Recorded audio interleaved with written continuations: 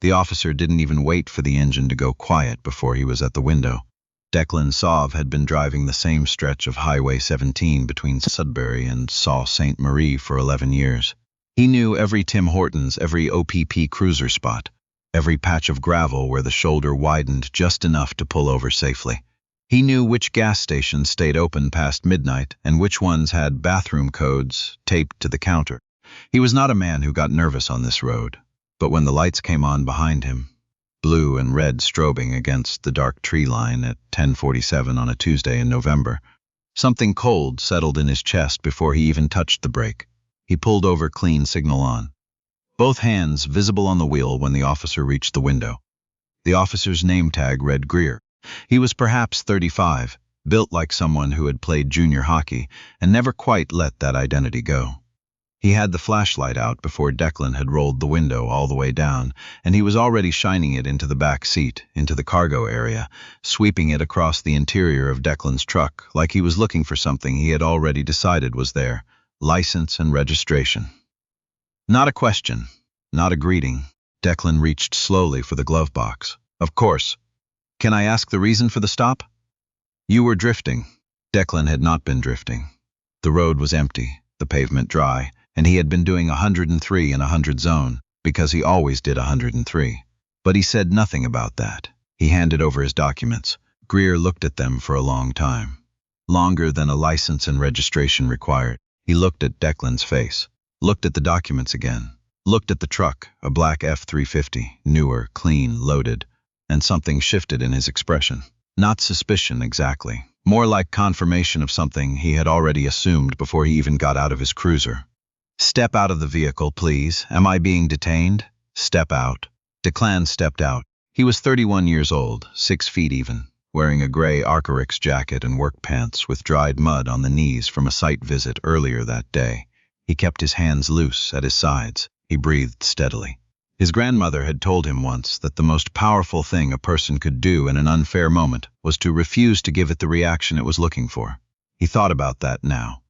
Greer radioed for a canine unit. The dog arrived in 17 minutes. His name was Bolt, a Belgian Malinois, and his handler, a younger constable named Arsenault, looked almost embarrassed as he walked the dog around the perimeter of Declan's truck. Bolt sniffed the wheel wells, the seams of the doors, the trailer hitch. He sat down near the rear passenger door. Greer's whole posture changed. Dogs indicated, he said. We're going to search the vehicle. Based on what? Declan said. Based on the indicator. You have anything in here you want to tell me about? No. Then you won't mind if we look. It was not a question. Declan knew the law well enough to know that at this point, with a canine alert on record, he did not have a choice. He stood at the side of the road in the November cold while Greer and Arsenault went through his truck. They went through everything.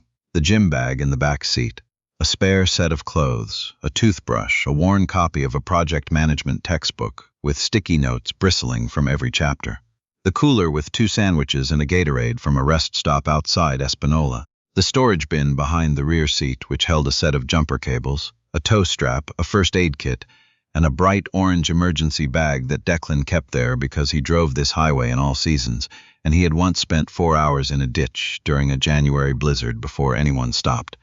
Greer pulled all of it out, set it on the shoulder of the road, went through each piece with the kind of methodical focus that looked like thoroughness but felt, to the man watching from the guardrail, like theater.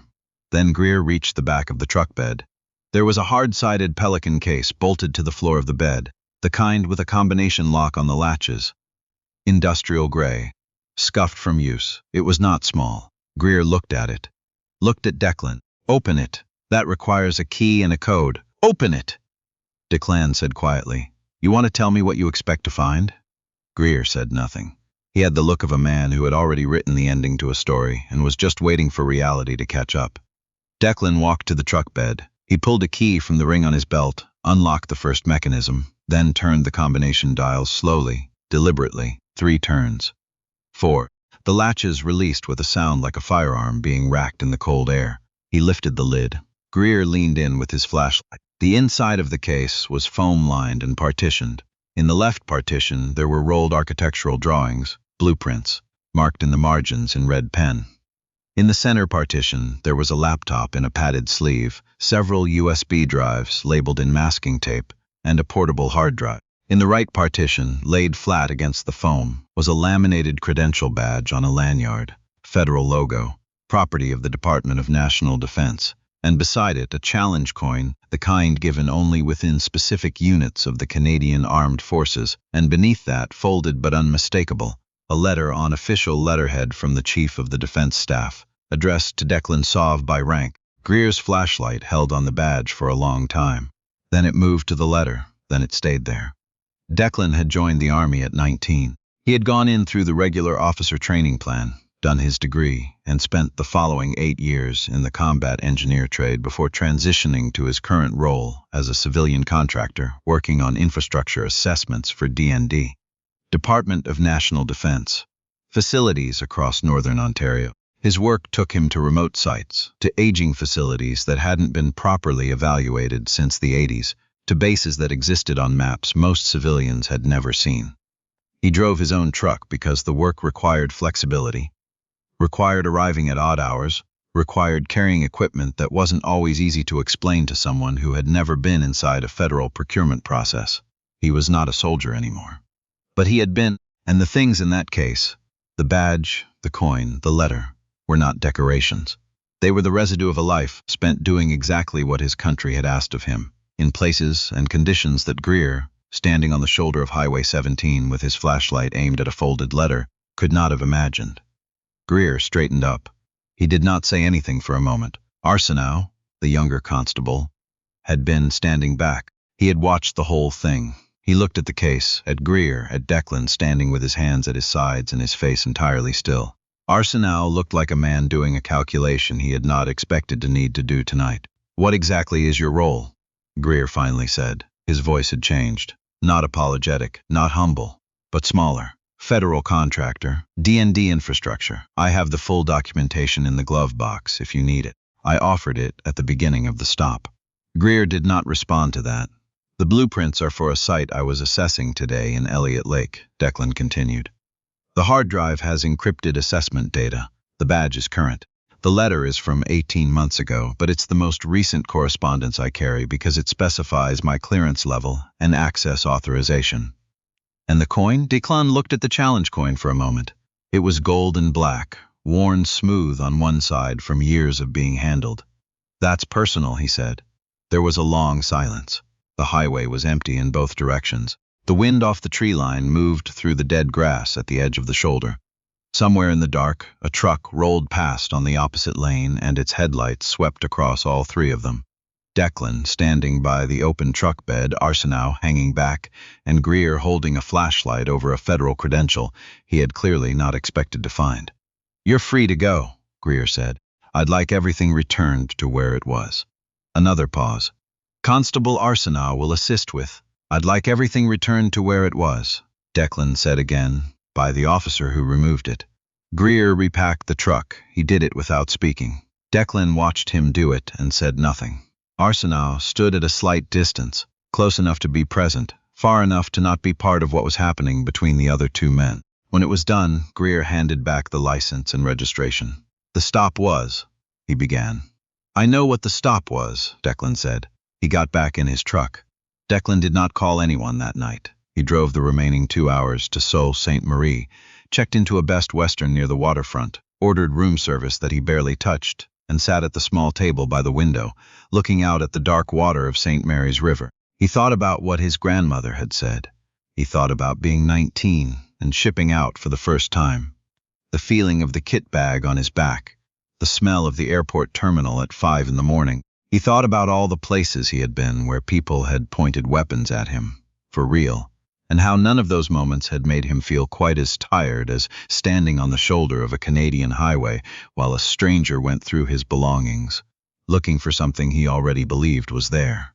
He did not call anyone, but he did open his laptop, and he did write down the time of the stop, the constable's name, the badge number he had memorized from the moment Greer leaned in his window, the time the canine unit arrived, and the duration of the search. He wrote it all down in a document he titled with the date and saved it to 2 different drives. He had learned a long time ago that the people who are believed are the people who kept records. He submitted a formal complaint to the office of the Independent Police Review Director 3 weeks later. He did not do it in anger. He did not post anything online. He did not tell the story at job sites or bring it up at family dinners. He submitted the complaint because it was the correct mechanism, and because he had spent a significant portion of his adult life in institutions that ran on correct mechanisms, and he believed, not naively but deliberately, that the mechanism had to be used or it would stop being believed in entirely. The complaint sat in a queue. These things took time. He knew that.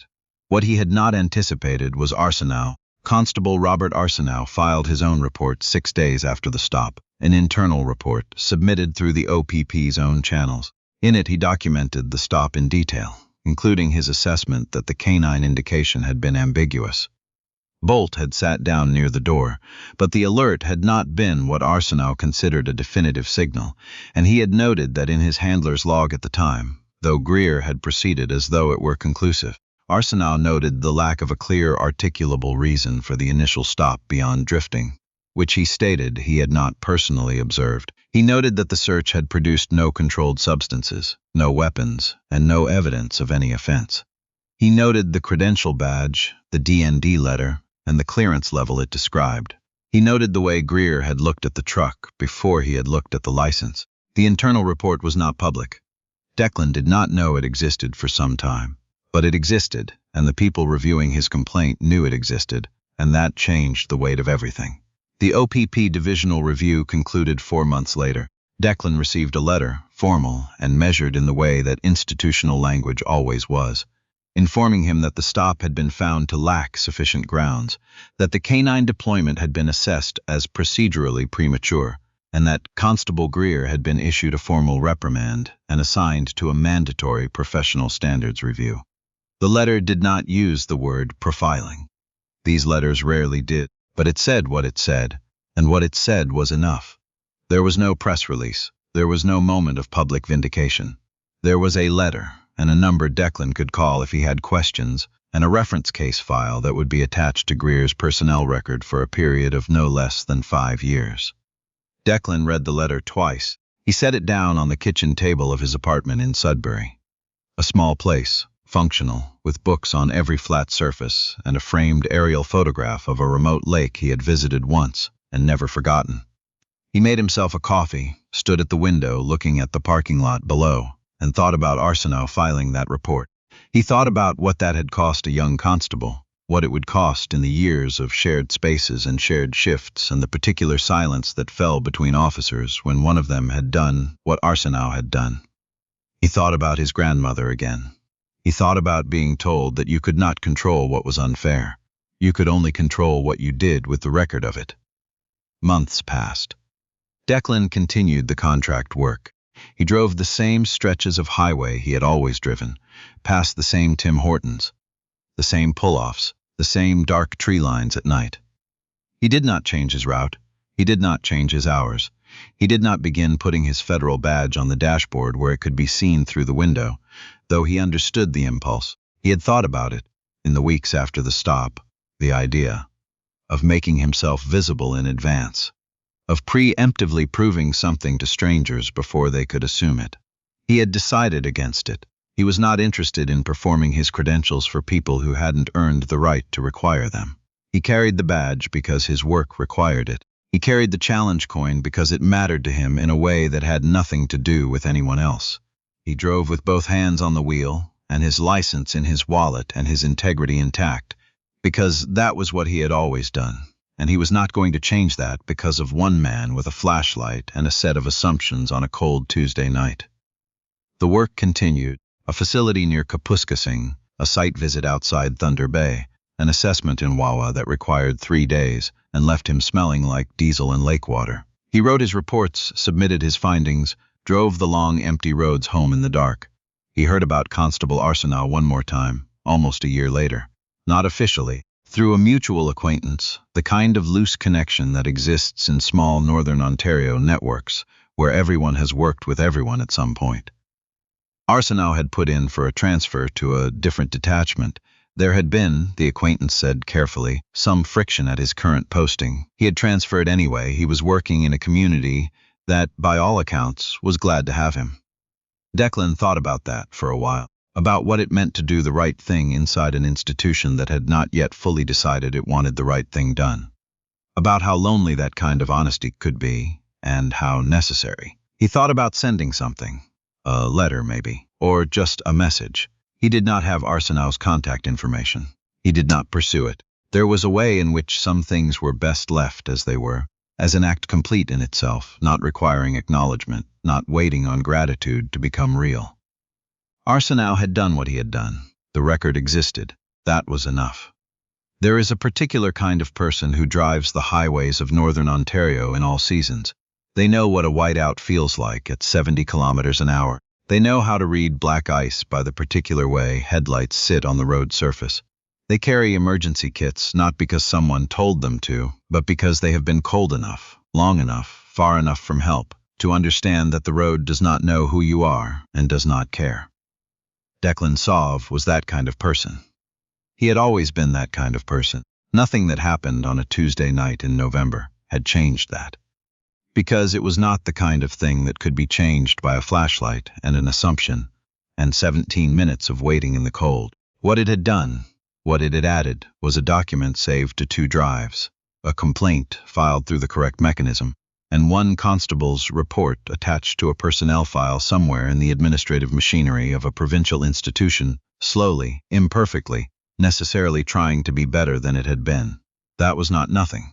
That was, in fact, the whole thing. The road goes north for a long time before it ends, and Declan Sauve had always known how to drive it.